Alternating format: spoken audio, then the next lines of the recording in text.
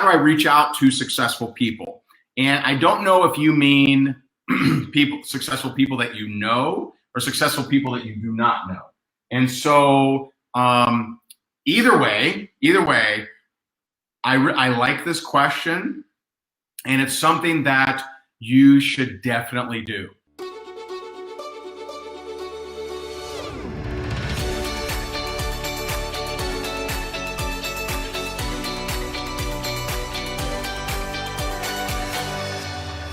Now, I'll tell you how most people think. All right. So most people, they start a business, and I'm going to give you two. I'm going to give you two kind of scenarios here. All right. I'm going to give you common scenarios. All right. So most people, they join network marketing business, and they're like, man, I need to make a sale. All right. Need to make some money. So it's 100% about them. Right? 100% about them. I need to make money. And it's funny because even like if I teach them, here's how to make money, they'll be like, no, man, I just need to make money. Right?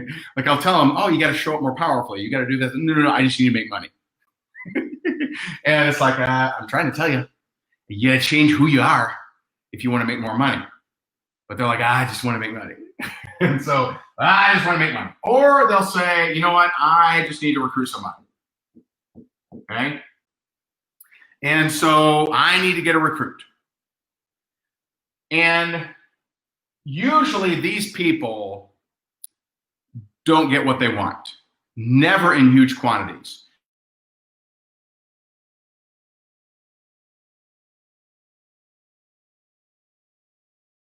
Don't have success in their business.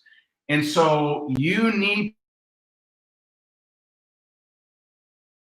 to get a little bit bigger. And so maybe it's, I'm going to become the type of person that can help the school build a roof. I want to become the type of person that can help the local school here with their roof problem. They have a roof problem that's leaking. They've got code violations. I want to become the type of person where I'm able to help pay for the roof on that church. Okay? Thinking a little bit bigger. You'll show up a little differently. I want to become the kind of person that launches a platform for impacting schools all over the world. Okay?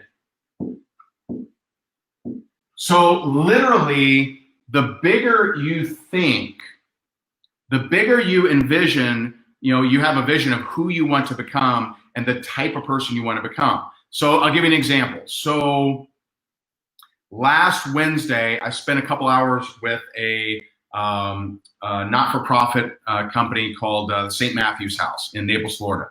And they have an amazing program where they have a 12-month program for addiction that has, I believe, don't quote me on this, but I believe it's like 87% successful.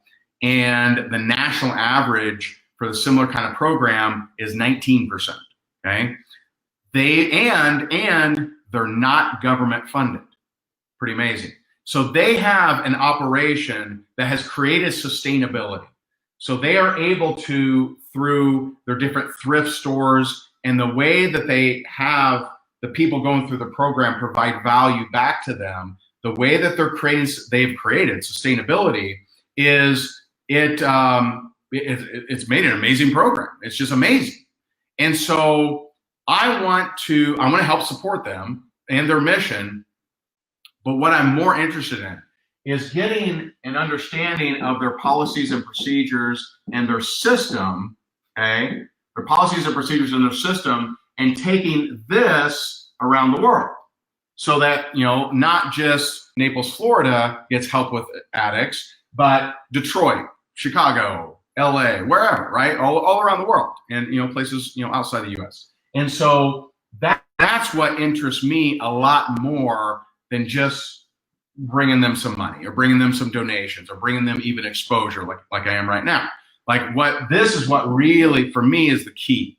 This is the key that really lights me up of, man, if we could just get their policies, procedures, their system so that it's trainable and duplicatable and sustainable in other areas without government funding, amazing, amazing. And so I'm excited about that. So just me moving toward that has me show up differently here, okay? It has me show up differently. Now, if I was just like, how do I make some money? How do I get a sale? Then I'm really not going to show up that large, attracting. Now, when I share this kind of vision of who I want to become and how I want to make an impact, the right people will corral around you. So you'll get this, even though that may not be your exact focus. People will hear of the mission and say, ooh, I want to be part of that. Ooh, that sounds fantastic. Okay? Now, scenario number one, having a bigger vision. Okay? Scenario number two, this is what most network marketers do. Most network marketers, what do? They say, all right, I got this opportunity. Who needs it? Who needs it? So they go to their broke friends that, you know, probably won't judge them, but will. So if this is the economic line here, right? And this is anything below is living check to check or worse. Okay, so anything below this line is living check to check or worse, and up here is wealthy. Okay, so this means not living check to check. It means they're kind of doing whatever the hell they want. You're here. It's very typical for people to say, oh, you know what, my brother-in-law needs this. He's broke. You know what, my sister needs this. She's, she just lost her job. She's dead broke. I just want you to know that this may be a hard thing to hear for some people. People need things because they weren't willing to make different decisions. People need things because they weren't willing to make different decisions. Maybe they weren't willing to work harder at their job. Maybe they weren't willing to get out of situations that were negative. Maybe they weren't willing to study harder, work on themselves, learn affirmations, read more, right? No judgment here. This is not a judgment tone, but often people that need things are because they refuse to make certain decisions, okay? May hurt, may sting a little bit. And oh, by the way, so these people need a lot of them, not all. I realize that sometimes it's just tragedy. The breadwinner dies in the family, bills come, surprise. I realize that this doesn't apply to everybody. I get it, right? But a lot of people that are in below economic means, they're in that situation because they refuse to make certain decisions. They refuse to take opportunities that were presented to them in the past. They refuse to climb the corporate ladder. They refuse to, invest in themselves, go to night school, finish up their degree, finish up whatever, right? Whatever, okay? Not all, but many. And because they're in this situation, these are the least open people. These are the most closed-minded people because usually life has taught them to be that way. Now, again, this isn't a blanket of shame. This isn't everybody to check is negative or everybody that's living check to check is closed-minded. I'm not saying that, but a very high percentage of them, or they wouldn't be there. Got it? Right? A very large percentage of them are closed-minded, or they wouldn't be there. If they were open-minded, they could have worked up a little bit. But it's our tendency to take what we have and say, who needs it? Who needs it? And so let's go to the people lower on the social economic chain and who happen to be more closed-minded, who happen to make bad decisions usually, right? Let's go to them. Now that I'm not saying don't go to them. I'm saying don't only go to them. Don't rely on them. Well, I have 10 brothers and sisters that they should be doing this because they're broke. They're broke for a reason. They're broke because they don't see opportunity correctly. They're broke because they don't make the right decisions, right? And keep in mind, when I joined, guys, I was here, right? When I got serious about network marketing, I was in foreclosure and $1 million in debt. Just to put that into perspective, you run into a homeless person on the street, they were $1 million richer than I was. Right? So am I, had I made bad decisions? Yes. Are they willing of another chance? Are they worthy of another chance? Totally. But don't just rely on them. Okay? Me, I wanted people like here and above.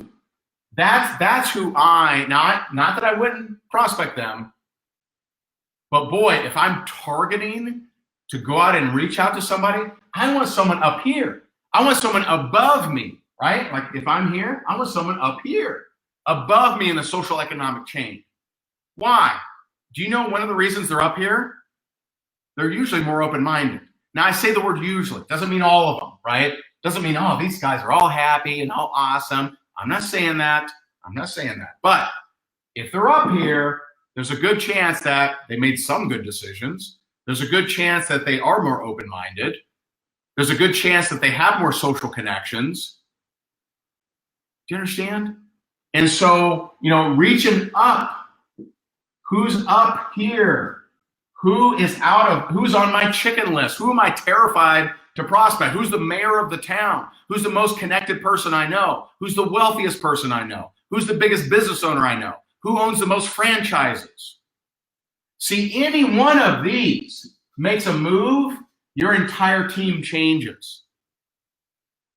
Any one of these that makes a move. And guys, we had people in our organization that it was their first time ever being in network marketing that came in millionaires. They were already millionaires and were super connected. Do you know how ridiculously easy it is if you bring in a millionaire who's a millionaire through real estate or doctor or whatever, right? You sponsored up, as some people are saying, you sponsored up. How many of your team need to hear this? Oh, imagine if your team didn't rely on this anymore and they just started doing this. Holy crap. You guys, your income would triple almost instantly. And so is the juice worth the squeeze? If I'm going to go down here and it's a higher chance that they're skeptical, higher chance they can't even afford the auto ship, higher chance that they just make decisions, is the juice worth the squeeze of me arguing back and forth with them, being skeptical, etc.? I'm not saying don't give them a chance. I'm not saying they're not worthy of another chance. I'm just saying don't rely on that. Don't rely on people that need things, or else you may find yourself down here. you may find yourself pretty needy. If you're relying on the needy to build your empire, you may end up being needy. You may be right there with them. Okay? And so start reaching out. Now, how do you do that? That was the original question. I had to explain all this stuff first, though. And so how do you reach out to successful people? With respect. And you know what's funny about this? You use the same damn thing we teach. You see if they're open, you give them an out. It doesn't change. Hey, I really respect you. I know that you're a successful business person. And listen, this may not be your cup of tea at all, but I wanted to reach out to you and just see, would you be at all open to taking a look at what I'm doing? I got a big mission of impacting the local charities here and possibly even, stretching it out. And I just want to see, are you open to taking a look? And if you're not, totally cool. I understand. I respect you as a business person. And, I'd love to get your perspective, your feedback. If you're open to take a look, great. If not, no worries. It's still the same. It's still the same. Are you open? Give them an out. Are you open to taking a look at what it is that I'm doing? And you may or may not like the business, but you might like the product. Are you open? Give them an out. It's no different. Now you might add, hey, I really respect you, right? Do not do what these people often do to the wealthy, and that is, you can afford it. The least you could do is buy my product, right? You're rich. You can afford it. You wouldn't even miss $500. Right? Do not do that. That is what a lot of these people do. And they wonder how come life is so unfair. Maybe, just maybe, it's their expectations of life. Maybe it's their entitlement of life. Okay? Maybe these guys, many of them, not all, earned it. But maybe these guys earned it too by making bad decisions and being closed-minded. You can find more great marketing, prospecting, and recruiting tips just like these over at rayhigdon.com. And remember to pick up your free copy of his 29 Sources of Network Marketing Leads. We'll see you over there.